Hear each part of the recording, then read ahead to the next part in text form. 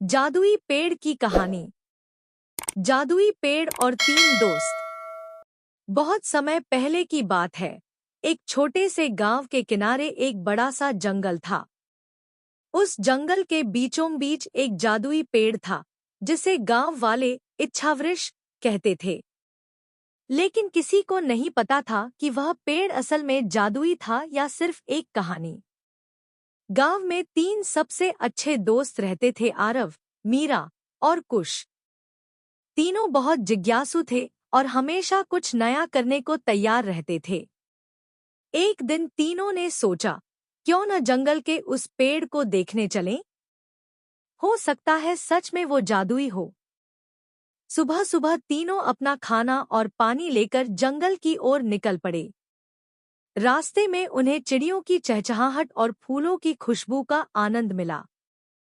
वे चलते चलते दोपहर तक उस पुराने पेड़ तक पहुंच गए। पेड़ बहुत ऊंचा था, उसकी शाखाएं आकाश को छू रही थी और उसके पत्ते सुनहरे रंग के थे। अचानक पेड़ से एक धीमी सी आवाज आई, तुम लोग कौन हो और क्या चाहते हो? तीनों चौंक गए।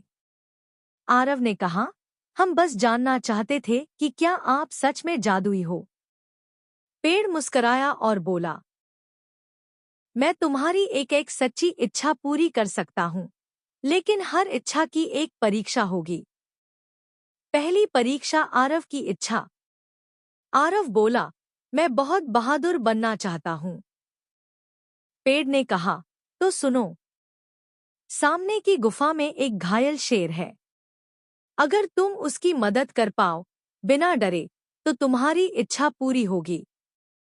आरव थोड़ा डरा, लेकिन दोस्तों का हौसला लेकर वो गया और शेर को कांटों से निकालकर उसकी पट्टी की।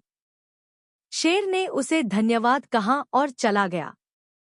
पेड़ बोला, बहादुरी सिर्फ ताकत नहीं, करुणा भी होती है। तुम्हारी इच्छा पूरी हुई। मीरा ने कहा, मैं सबकी मदद करना चाहती हूँ, जैसे एक हीलर।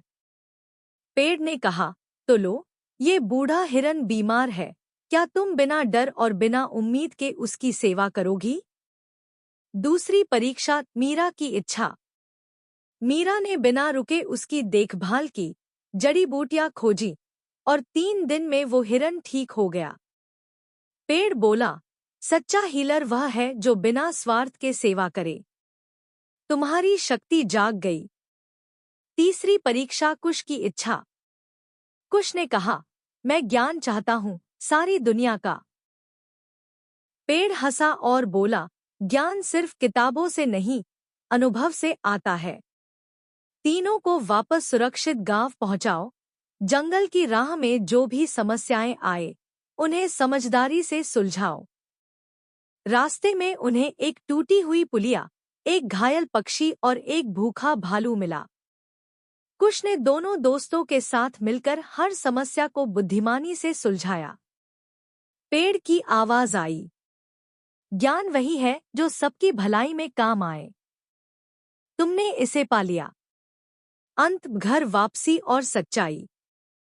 जब तीनों वापस गांव पहुंचे, तो वे बदल चुके थे, बहादुर, दयालु और बुद्धिमान। गांव वालों को उनकी बातों पर यकीन नहीं हुआ, लेकिन धीरे धीरे उनकी अच्छाइयों से सब प्रभावित हुए। जादुई पेड़ अब भी वहीं था, लेकिन अब किसी को परीक्षाएं पास करने का साहस नहीं था। हमें कहानी से ये सीख मिलते हैं कि सच्ची जादुई शक्ति हमारे भीतर होती है, जब हम बहादुरी, दया और बुद्धिमानी से काम